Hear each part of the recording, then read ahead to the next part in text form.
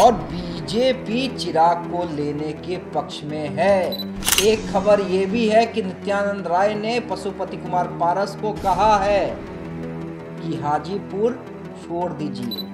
लेकिन चाचा मौन कह रहे हो, तो बोल रहे हैं कि हम ताल ठोकेंगे, हर हाल में ठोकेंगे, चाहे सामने कोई हो। और शायद अपने भतीजे को भी पहचानने के लिए तैयार नहीं। कौन है चिराग, कहाँ से आया, हम तो पहचानते ही नहीं। अब चाचा ये सोच रहे हैं कि भैया मैंने तो कसम खा ली है कि जब तक राजनीति में रहूंगा एनडीए के साथ रहूंगा, और अगर हाजीपुर मिल जाता है चिराग को तब क्या करेंगे।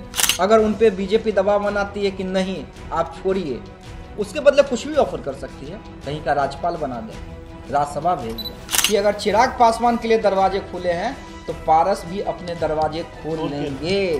मैसेंजर के तौर पर नित्यानंद राय गए थे पारस जी के पास, और उसके बाद वो आग बबूला होते हैं। यहाँ तक कि नित्यानंद राय की पहचान पर भी उन्होंने सवाल खड़ा कर दिया है। हैसियत पूछ रहे हैं कि बिल्कुल कि नित्यानंद राय ऑथराइज्ड नहीं है। नित्यानंद राय अगर कुछ कह रहे हैं तो बिना अमित शाह के कंसर्न के, बिना अमित शाह के संकेत के, बिना अमित शाह के बातचीत से नहीं कर रहे हैं। बिल्कुल। अगर दोनों एनडीए का हिस्सा रहे तो आपके कहने का क्या मतलब है कि ये कहीं जा भी सकते हैं क्या? बिल्कुल 100%। पारस जी कहीं खिसक सकते हैं 100%। या तो पारस जी ने तो चिराग जी, दोनों में से बिल्कुल कोई खिसक सकते हैं। 100%। क्योंकि देखिए सूरजभान के बल पे ही उन्होंने इतना बड़ा कदम उठाया था पार्टी को तोड़ने का। बिल्कुल। सूरजभान सिंह नहीं रहते, जैसे महाभारत में था ना कि भाई अगर कर्ण नहीं रहता तो महाभारत का युद्ध ही नहीं होता। बिल्कुल।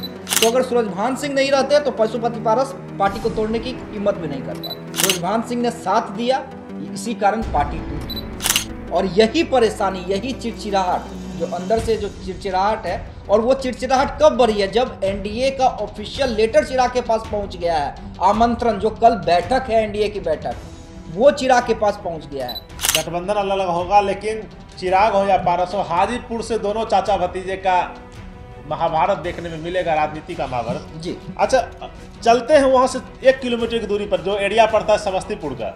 समस्तीपुर में क्या स्थिति रहने वाली है, क्योंकि भाई वर्सेस भाई भी होने वाला है क्या, या भाई वर्सेस चाची हो जाए, चाची वर्सेस देवर हो जाए, देवर वर्सेस महेश्वर हजारी का भी नाम आ रहा है वो हो जाए। नमस्कार, मैं हूं धीरज पराशर और आप देख रहे हैं मेरे साथ देशवा न्यूज। चाचा काहे गरम है, क्यों गरम है, और बार बार कभी मीडिया पे, कभी भतीजे पे, और कभी कार्यकर्ताओं पे भी गर्म हो जाते हैं। जी हाँ, मैं बात कर रहा हूं हाजीपुर के वर्तमान सांसद पशुपति कुमार पारस जी की।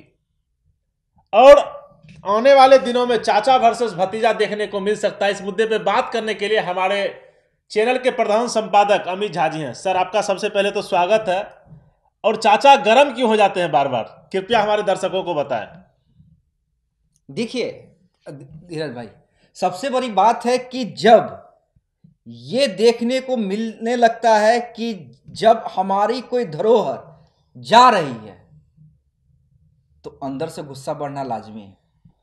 और यही पशुपति कुमार पारस को लग रहा है कि भैया हम वर्तमान सांसद हाजीपुर के, हमारे पास 6 सांसद, बीजेपी पूछ रहा है चिराग पासवान को, नित्यानंद राय जा रहे हैं पटना में चिराग पासवान से मिलने के लिए, दिल्ली में रात्रि भोजन करने चिराग पासवान से। एनडीए में मैं पहले से तो हूँ तो मुझे भी बुलावा है, चिराग जो नहीं है उसे भी बुलावा आ रहा है। चिराग पासवान खुलेआम कह रहा है कि भैया हम हाजीपुर तो नहीं छोड़ेंगे।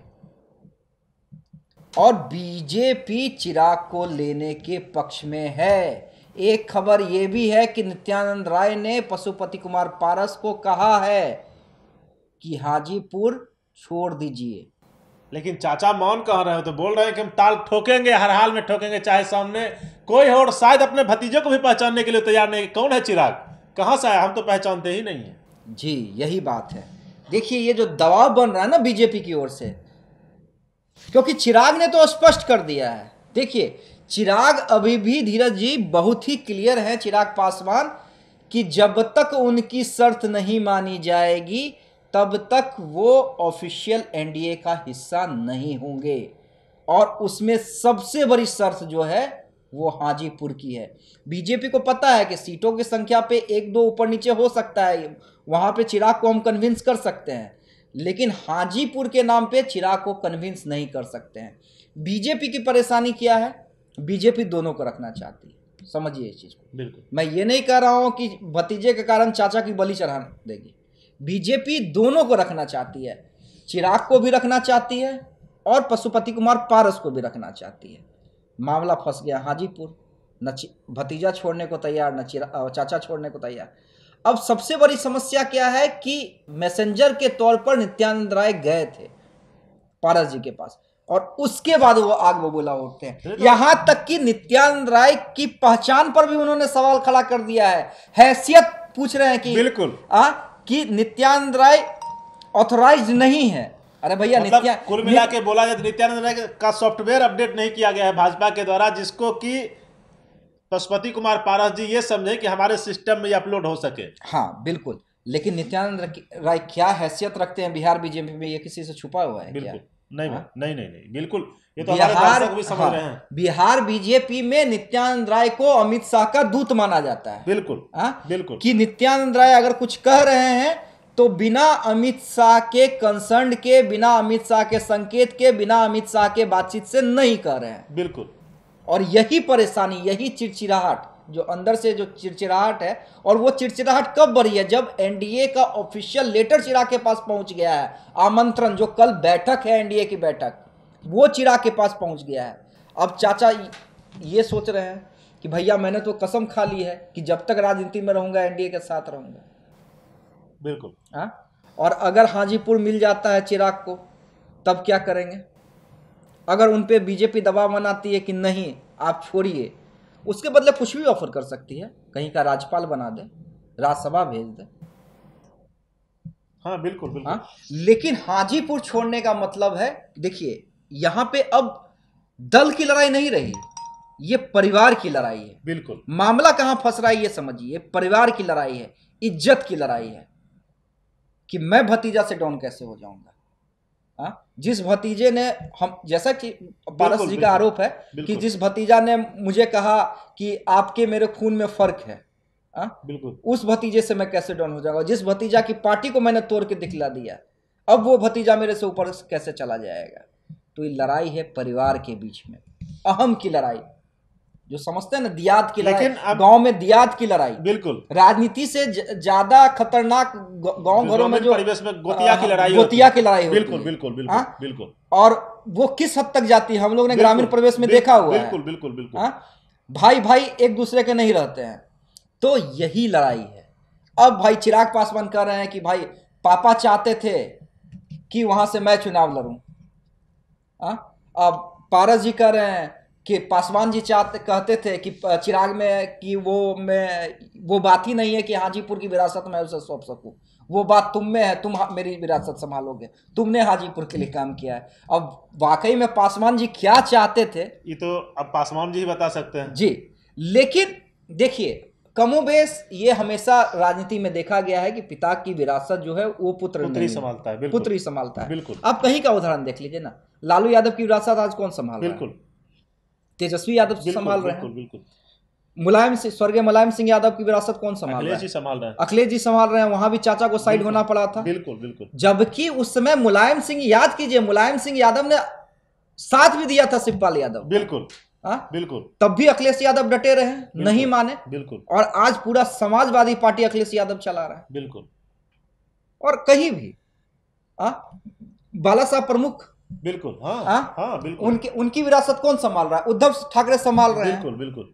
और यही कारण है कि टूट भी हुआ। पहले राज ठाकरे अलग हुए, बिल्कुल, जो कि सबसे करीबी कहे जाते थे बिल्कुल बाला साहब ठाकरे के। राज ठाकरे अलग हुए। आज राज ठाकरे की क्या हैसियत है? महाराष्ट्र के अंदर राज ठाकरे की क्या हैसियत रही शिवसेना के सामने? आज भले ही शिवसेना अलग हो गई, टूट गई हो, एकनाथ शिंदे मुख्यमंत्री हो, लेकिन बाला साहब की विरासत के रूप में जो उनके समर्थक है, किसे देख रहे हैं? बिल्कुल, उद्धव ठाकरे को देख रहे हैं। बिल्कुल।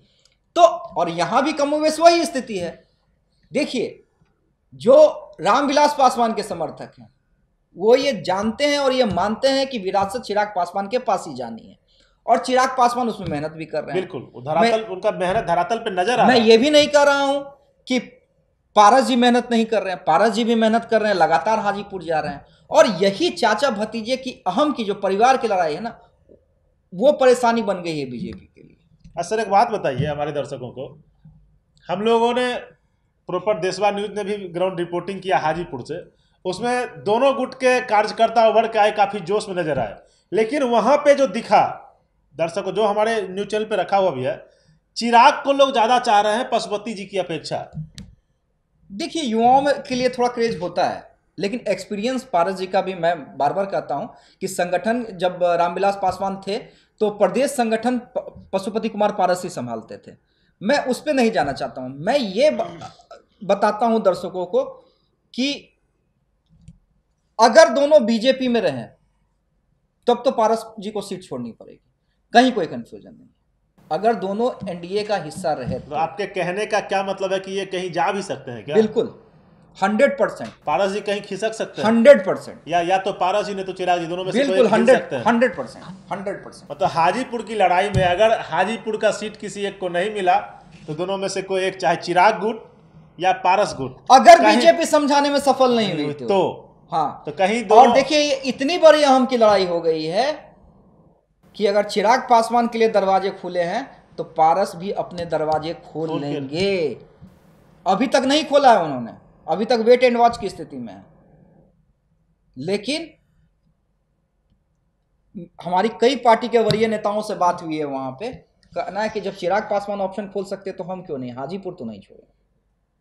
समझिए अहम की लड़ाई, मैंने क्या कहा, यह राजनीतिक लड़ाई नहीं है धीरज जी। अगर राजनीतिक लड़ाई रहती तो बीजेपी के लिए आसान होता, बिल्कुल, कि किसी को भी कन्विंस कर ले, चिराग को कन्विंस कर ले, अच्छा चिराग नहीं हो रहे हैं तो पारस को कन्विंस कर ले कि भाई आप तो हमारे इतने पुराने सहयोगी हैं, यंग है चिराग, उसको रहने दीजिए, आप कहीं से राज्यपाल बन जाइए, राज्यसभा चले जाइए, केंद्रीय मंत्रिमंडल में बने रहिए। कई तरह के देखिए राजनीति में ऑप्शन नेताओं बहुत सारे रहते हैं। इस ऑप्शन नहीं तो ये ऑप्शन, नेता क्या देखते हैं कि भैया ठीक है, ये नहीं तो ये तो सही, करियर खत्म नहीं होना, करियर खत्म नहीं होना चाहिए। लेकिन ये अब परिवार की लड़ाई है और परिवार की लड़ाई अब अहम तक जा पहुंची है। कोई भी पीछे हटने को तैयार नहीं है, क्योंकि अगर इस बार पीछे हट गए ना तो ये मान के चलिए ये ठप्पा लग जाएगा कि रामविलास पासवान की विरासत को वही व्यक्ति संभाल रहा है जो हाजीपुर लड़ रहा है, तो हाजीपुर दोनों में से कोई छोड़ने को तैयार नहीं है। अब देखिए बीजेपी कितना सफल हो पाती है, मुझे उम्मीद कम लग रही है। बीजेपी अभी कोशिश में क्या है कि चलिए अभी किसी को नाराज नहीं करते हैं, दोनों को फंसाते हैं और फंसने के मूड में कोई तैयार नहीं दिख रहा है। बिल्कुल हाँ, कि चिराग भी नहीं दिख रहे हैं और चाचा भी नहीं दिख रहे हैं। एक बात बताइए, परसों या 18 तारीख को जो बैठक है, उस बैठक में क्या दोनों को एक साथ बैठा के भाजपा के शीर्ष नेतृत्व अमित शाह हो या नड्डा जी हो, वो कुछ समझाने में सफल हो पाएंगे क्या? कुछ गुप्त मंत्र राजनीति वाला इन दोनों के कान में फूका जाए कि दोनों एक मतलब साथ आके बैठे। ये भी हो सकता है कि दोनों की पार्टी का मर्ज हो जाए। ऐसा भाजपा कर सकती है, करवा सकती है, सफल हो सकती है क्या? देखिए मैं बार बार कह रहा हूं, ऐसा नहीं है बीजेपी ने ये कोशिश नहीं की है। 1-to-1 बातचीत में दोनों से इस तरह की बातें हुई हैं बीजेपी के शीर्ष नेतृत्व के द्वारा, लेकिन दोनों तैयार नहीं हो रहे हैं। आप समझिए, सूरजभान सिंह का एक इंटरव्यू कुछ दिन पहले हुआ था जिसमें सूरजभान सिंह ने कहा था दोनों को एक हो जाना चाहिए, नहीं तो दोनों बर्बाद हो जाएंगे। वो सूरजभान सिंह के बोल नहीं थे, वो बीजेपी के बोल थे। क्योंकि देखिए सूरजभान सिंह के रिश्ते बीजेपी के वरीय नेताओं से बहुत अच्छे हैं, बिल्कुल बहुत अच्छे हैं। इसलिए सूरजभान सिंह बेफिक्र आराम से अपने घर में हैं कि भैया मेरे परिवार का टिकट तो कहीं नहीं कटने वाला है, बिल्कुल नहीं कटने जा रहा है। और यही कारण है क्योंकि देखिए सूरजभान सिंह पे पशुपति पारस का बहुत ज्यादा भरोसा है। बिल्कुल, क्योंकि देखिए सूरजभान के बल पे ही उन्होंने इतना बड़ा कदम उठाया था पार्टी को तोड़ने का। बिल्कुल, सूरजभान सिंह नहीं रहते, जैसे महाभारत में था ना कि भाई अगर कर्ण नहीं रहता तो महाभारत का युद्ध ही नहीं होता। बिल्कुल, तो अगर सूरजभान सिंह नहीं रहते तो पशुपति पारस पार्टी को तोड़ने की हिम्मत भी नहीं कर पाते। सूरजभान सिंह ने साथ दिया, इसी कारण पार्टी टूटी। तो सूरजभान सिंह ने ये कोशिश की, बयान दिया, बीजेपी के कई नेताओं ने कोशिश की। अब ये अलग बात है कि अब नरेंद्र मोदी या शाह पकड़ ले हाथ और दोनों को गला मिलवा दे, तब तो हो सके एट द टाइम कोई नहीं काट पाए, नरेंद्र मोदी और अमित शाह के, हो सकता है, लेकिन उम्मीद कम है। और देखिए मेरा जहां तक मानना है, चिराग हो या पारस हो, दोनों हाजीपुर से खड़े होंगे। अच्छा एक बात बताइए सर, गठबंधन अलग अलग हो सकता है। गठबंधन अलग अलग होगा, लेकिन चिराग हो या पारस हो, हाजीपुर से दोनों चाचा भतीजे का महाभारत देखने में मिलेगा, राजनीति का महाभारत जी। अच्छा, चलते हैं वहां से 1 किलोमीटर की दूरी पर जो एरिया पड़ता है समस्तीपुर का। समस्तीपुर में क्या स्थिति रहने वाली है? क्योंकि भाई वर्सेस भाई भी होने वाला है क्या, या भाई वर्सेस चाची हो जाए, चाची वर्सेस देवर हो जाए, देवर वर्सेस महेश्वर हजारी का भी नाम आ रहा है वो हो जाए, क्योंकि राजनीति है, कभी भी कुछ भी कहना मुश्किल है। और राजनीति के परिदृश्य में तो देखिए, अगर दोनों एनडीए में रहते हैं, फिर मैं कह देता हूँ इसको बहुत एक स्ट्रेट लाइन में समझ लीजिए, अगर दोनों एनडीए में रहते हैं और अगर पारस हाजीपुर में मान जाते हैं तो चिराग को समस्तीपुर में मान जाना होगा, मानना ही होगा। हर शर्त चिराग की तो नहीं मानी जाएगी ना। हाँ, अभी अहम की मेन लड़ाई हाजीपुर की है, बिल्कुल, समस्तीपुर उसके बाद में आता है, बिल्कुल। हाँ, तो हर शर्त चिराग की बीजेपी भी नहीं मानेगी, बिल्कुल। हाँ, क्योंकि भाई बीजेपी को भी पता है कि भाई हम सबसे बड़ी पार्टी हैं, आपको हमारे अगर हमको आप दोनों का साथ चाहिए तो आप लोगों को भी हमारा साथ चाहिए। बिल्कुल। तो ऐसे में समस्तीपुर को थोड़ा अभी साइड रखते हैं, क्लेम जरूर है, लेकिन अभी हाजीपुर पे इंटरेस्टिंग है, और देखिए कल की बैठक में लगभग चीजें क्लियर हो जाएंगी। तो देखते हैं कि हाजीपुर में किसका कहां कौन परचम लहरा पाता है राजनीति में। अभी तक के लिए फिलहाल इतना ही। बने रहिए देश और दुनिया की तमाम खबरों के लिए देशवा न्यूज पे। धन्यवाद।